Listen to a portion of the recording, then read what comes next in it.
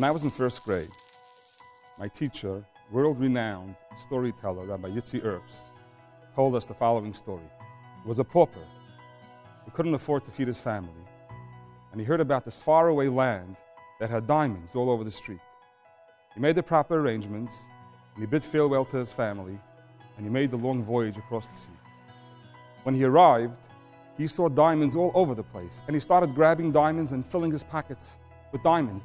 The people around him looked at him like he's crazy, and he said to them, "What's wrong?"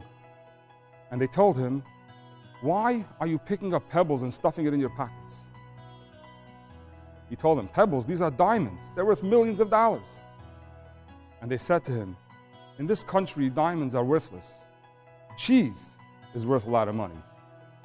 So, over the next couple of years, he worked his way up, and he worked very hard, and he acquired a huge warehouse full of cheese. When the time came, he sent a letter to his family, telling them that he'll be arriving soon with a lot of wealth. When he arrived at his homeland, his wife and children asked him, "Where's all the wealth you acquired?"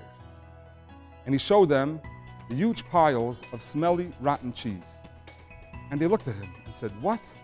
He said, "Sure, where I came from, cheese is what's worth a lot of money."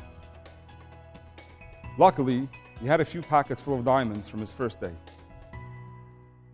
In this week's Torah reading, the Torah talks about the Bigdei Kahuna, the garments that the high priest wore when he served in the Holy Temple.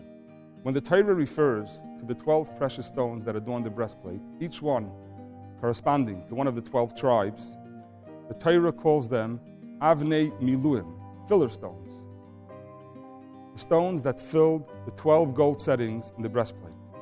The obvious question is, why does the Torah refer to them as filler stones if each stone in its own right was beautiful and precious?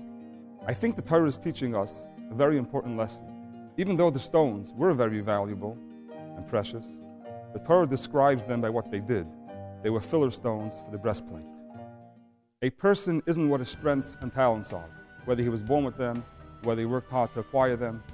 Just like in the story, the diamonds in that faraway land were worthless because they had no purpose, so too a person's strengths and talents are worthless if he doesn't use them for the right purpose. Just like the filler stones were not defined by their worth, but by what they actually did, so too we are not defined by what we can do, but rather by what we do.